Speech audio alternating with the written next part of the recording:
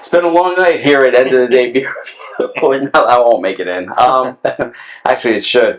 All right, folks, so we're on our third review of the evening after two equilibriums. Kevin has brought over something called Long Drink, the Finnish Legend of 1952.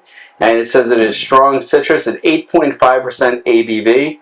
And real quick, just so you know, this is gluten-free, which I've actually been asked by a couple of people for gluten-free drinks.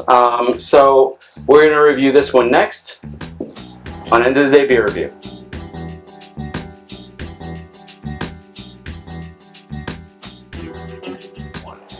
Hi everybody, it's Rich and welcome to End of the Day Beer Review. And today we are looking at the Finnish Long Drink, Legend of 1952. And this is all I know about it, because Kevin has brought this over and said that we need to try it, so I'll let Kevin tell us something about it. Well, I've had a couple people introduce this to me. It's kind of a, like an alternative to a seltzer. So they make it in 3 different styles. Each style has a different ABV.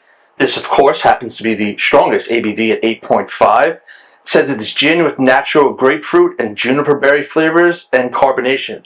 I've had this before, and I've had it described to me as a Fresca, and I can't argue with that logic. I think it's way better than any of the seltzers out there that people have. There's a couple good seltzers that I've enjoyed, like Awesome East Cider, I think is a really good one. But this is something different. Now it says, of course, we know, who knows if these stories are true. The roots of long drinks go all the way back to the 1952 Summer Games in Finland, where the country of only 4 million people was still recovering from the Second World War. Concerned with how to serve drinks quickly enough to all the visitors, the government commissioned the creation of a revolutionary new liquor drink, and so the first long drinks were born. Is this story true? I have absolutely no idea. It sounds like a wonderful marketing ploy, but it's not. It does. But what's more important, the story or the taste? That's true. And, for those of you who are looking for a gluten-free alternative to beer, depending on, your particular taste, this might be what you're looking for. Now, this one is 8.5% ABV. It is canned by the Long Drink Company in Utica, New York. So this is a relatively local it's a local production. Do you know what the other two ABVs are? I want to say it's 5 and maybe like a 2.5 or a 3. Oh, okay. So there's one that's really, really low. Yeah. All right, cool. Yeah. So I've never had this before, and quite frankly, I've never had gin before. Like ever?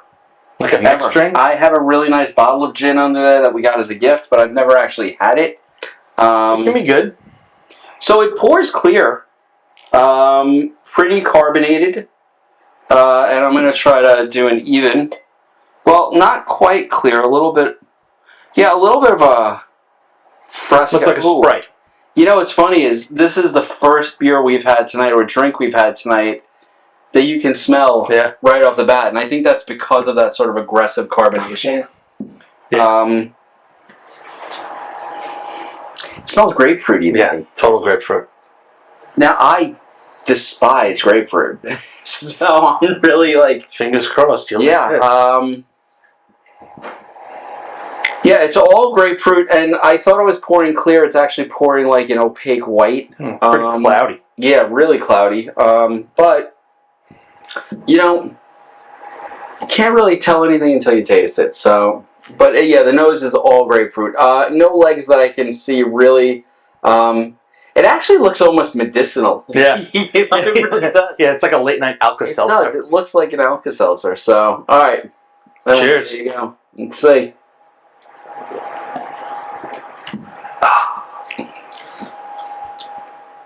Damn, that's pretty good. Yeah. It's, wow. Yeah, it's something. And it's 8.5%.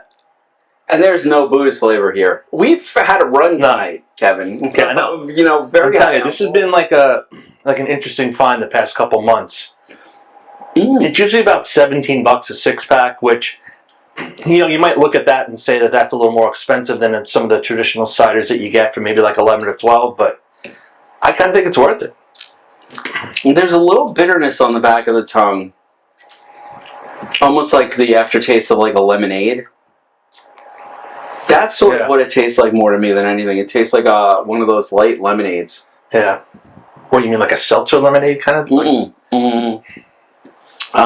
Like a Mike's Hard? No, I mean like a non-alcoholic. Oh, like an actual lemonade? Yeah, like a non-alcoholic, Oh, okay. like Minute Maid light lemonade. I was afraid you were comparing it to a Mike's. I've never had a Mike's lemonade. Yeah. Again, folks, I've never had a Budweiser. I've not for any reason other than when I started drinking beer, everybody drank Amstel Light, so we drank that. Like that was the college drink of choice. And then I went to cider, and I don't think I started drinking beer until my 30s. And then when I started drinking beer, I knew better. Yeah. Yeah, I gave up beer after college because it was just so god-awful what I was drinking in college. Yeah, so... Came back around when I found good stuff. I think that's really the key, is like, it's got to be good if it's...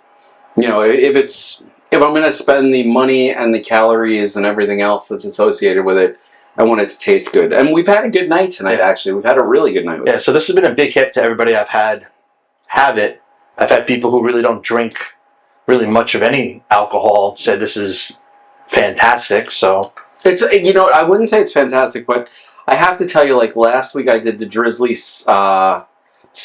Rachel got a 12-pack of them, and I tried one and it was so awful. I took the other 2 flavors out of the fridge on camera and they were all terrible. And then I had the Dogfish Head vodka blueberry, which was good. The Truly, which was one of the worst things I've ever tasted. This is palatable. Yeah, I'm a big fan. It's a change of pace, It cuts right through sort of like the sort of syrupy stuff we were drinking all night long. So, by all night long, I mean the last 2 hours. It's refreshing. It really is.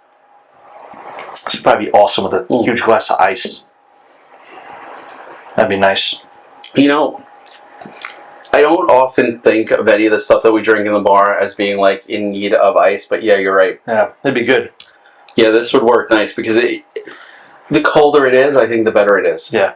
And that's not to say the flavor is bad. Like I said, I'm still getting that hint. I'm not a big grapefruit fan, but as I get, it sort of sits on the back of the tongue with that grapefruit flavor. But the front end is definitely Fresca, although it really does look like, like... Alka-Seltzer, and this is our message. Yeah, if I was in The Godfather, getting over a night of going out and running amok, this is what I would be dropping in. Like, what was the fat guy's name in The Godfather? It's been a long time. Tessio, it was... I can't remember. Guy. If you remember, put it down in the comments. It's been a long evening of trying stuff. But I'm with you. I really don't like grapefruit, but this is... This is not bad. I mean, I finished my half already, so, it's obviously not that bad. I'm really surprised by it, to tell you the truth. Yeah, this to me is like one of those things you just kind of keep on hand. Now, I don't know if I would go out and buy it, but I wouldn't get my nose up on it. See, I'd buy it at least for somebody who doesn't want A, B, or C. They might want this. Yeah, I can see this as a nice seltzer alternative, though, too. Like, somebody's looking for something with a little bit of fruit flavor. Yeah, I will take this way over any seltzer. I'm actually very interested now to try this in the lower? Yeah, like, what's the 2% taste like? I don't know. Or 3. Like, that's... I've had the middle one, and I don't remember it tasting any different than this. But I also didn't do, like, a side-by-side. I will say that this is the first drink that I've ever finished on camera. Wow. Most of the time it's something we're finishing later on. So, all right, folks. So that is, again, the Finnish Long Drink, the Legend of 1952. And it is the strong citrus variety, gin with natural grapefruit and juniper berry flavors and carbonation. Again, I think Kevin said it was 18. So how much is it? $18.99 for a 4-pack? Yeah, thereabouts. Somewhere about that. So if you're looking for something different, this is definitely it. And if you're looking for something gluten-free with a little alcohol in it, not a little alcohol, quite a bit. This one has a lot. Yeah, this is gluten-free according to the can. So, an interesting way of finishing our evening. If you have any other, or if you've tried Long Drink before, I'd love to hear about it. If you have any other gluten-free beers, I'm also looking for those. If you enjoyed the review, hit that like button, subscribe, and I will see you next time. I'd say I'm going to finish this later, but it's done, and I think I am for the evening as well. Cheers, and good night.